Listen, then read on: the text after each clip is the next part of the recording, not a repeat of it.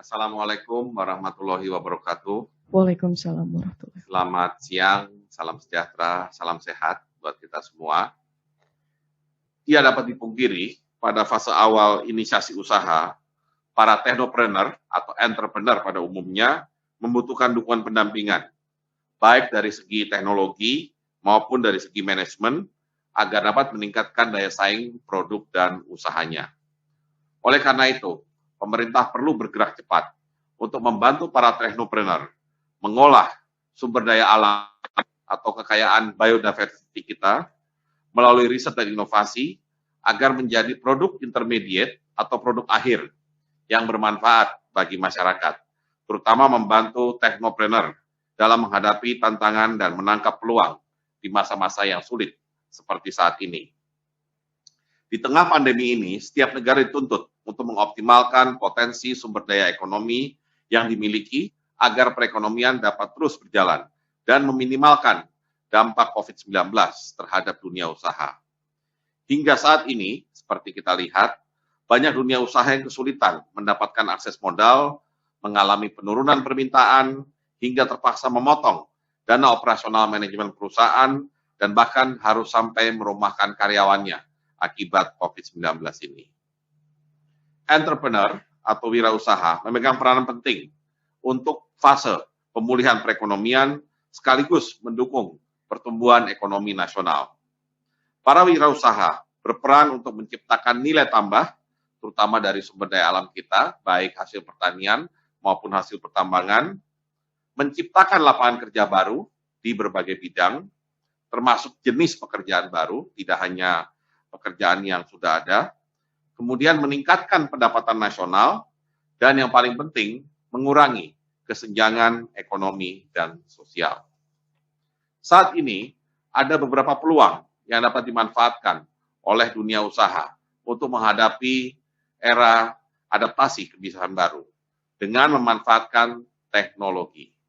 Di antaranya yang barangkali sudah biasa kita lakukan seperti belanja daring atau belanja online, digital payment, ya, pembayaran digital termasuk online banking, mobile banking. Kemudian yang sekarang mulai berkembang, mulai banyak yang menginisiasi, yaitu hiburan daring atau hiburan online, seperti konser online. Kemudian juga health wearables, ya. Kemudian teleworking, ya, yang seperti yang kita jalankan saat ini, virtual learning, seperti yang sedang dijalankan baik siswa maupun mahasiswa di seluruh Indonesia dan juga di dunia.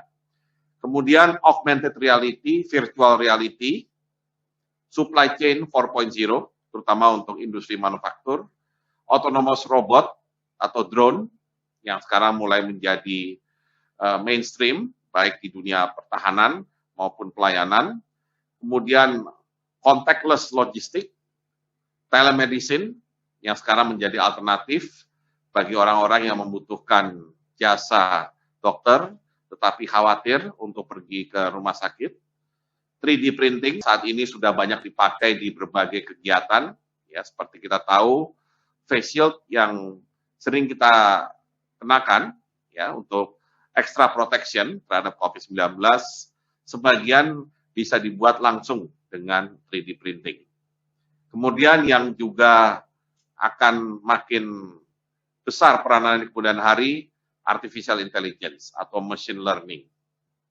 Di sisi lain, difusi teknologi tepat guna juga berperan untuk meningkatkan kinerja dunia usaha, khususnya UKM dan para technopreneur, untuk dapat meningkatkan nilai tambah produk. Kita melihat bahwa UKM, kalau kita perhatikan atau entrepreneur pada umumnya, mereka membutuhkan 3 hal yang basic, yaitu pertama pembiayaan, akses pembiayaan, yang kedua adalah kemampuan untuk melakukan manajemen perusahaan itu sendiri, dan ketiga market access. Nah, dalam ketiga hal tersebut, sentuhan teknologi itu sangat perlu.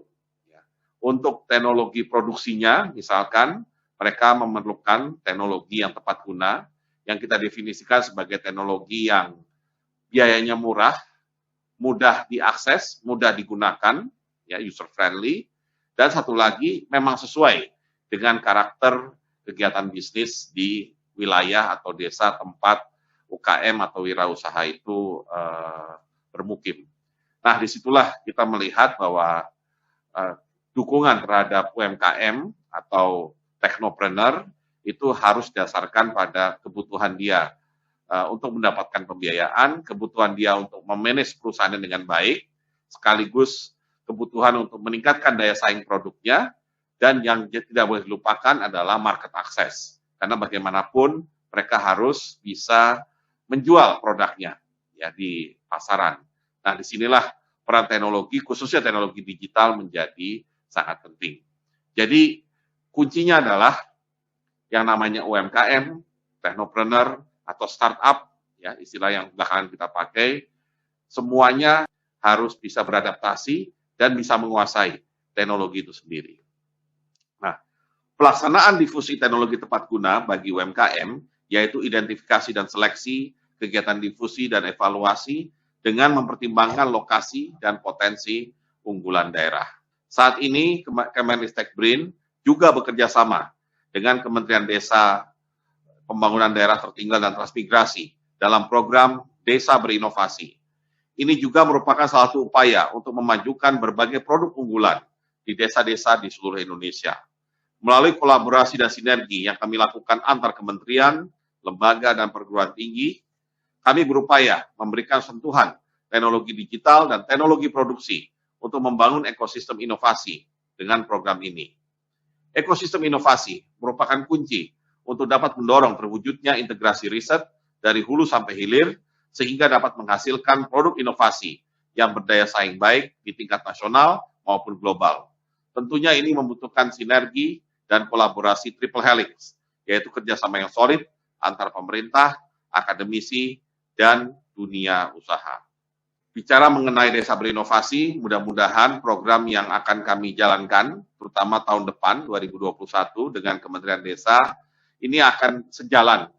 Dan kita memang berharap makin banyak entrepreneur yang lahir di Indonesia.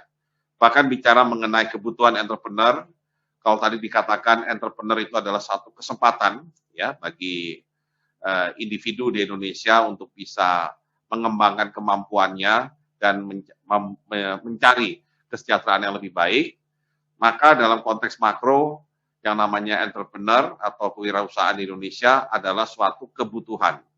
Karena Indonesia perlu mengedepankan ekonomi yang berbasis inovasi dalam rangka mencapai visi Indonesia Emas 2045, Indonesia sebagai negara maju atau negara dengan pendapatan tinggi. Nah, untuk mencapai ke sana dengan ekonomi berbasis inovasi, maka pelakunya itu adalah entrepreneur, tepatnya teknopreneur atau istilah sekarang startup, dan juga tentunya harus didukung dengan R&D yang kuat. Nah, disinilah kita melihat bahwa sinergi antara Kemenristek BRIN akan menjadi sangat relevan. Tujuannya adalah untuk melahirkan startup yang lebih banyak, ya pengusaha yang memang punya basis teknologi. Nah, di era yang identik dengan kecerdasan buatan dan otomasi ini, inovasi bisa berasal dari manapun. Meski demikian, sumber inovasi yang paling utama adalah kewirausahaan. Sejak tahun 2015, Kemenristek BRIN telah mendukung startup dan inovator Indonesia melalui program Perusahaan Pemula Berbasis Teknologi atau PPBT, yang kini telah kami rebranding menjadi Startup Inovasi Indonesia. Memiliki 8 sektor prioritas, yaitu pangan, transportasi, rekayasa keteknikan, kemaritiman, kesehatan, energi, pertahanan keamanan, multidisiplin, dan lintas sektoral. Kami berharap melalui sinergi program Startup Inovasi Indonesia dan program 1000 Teknopreneur Sejuta Pekerjaan, kita bisa menguatkan ekosistem kewirausahaan berbasis teknologi yang menyediakan lebih banyak lapangan pekerjaan serta pendampingan, pelatihan, dan fasilitas kebutuhan bagi para teknopreneur. Terima kasih atas kesempatan kita untuk bisa bekerja sama. Wassalamualaikum warahmatullahi wabarakatuh. Waalaikumsalam warahmatullahi wabarakatuh. Terima kasih Bapak Menteri atas sambutannya.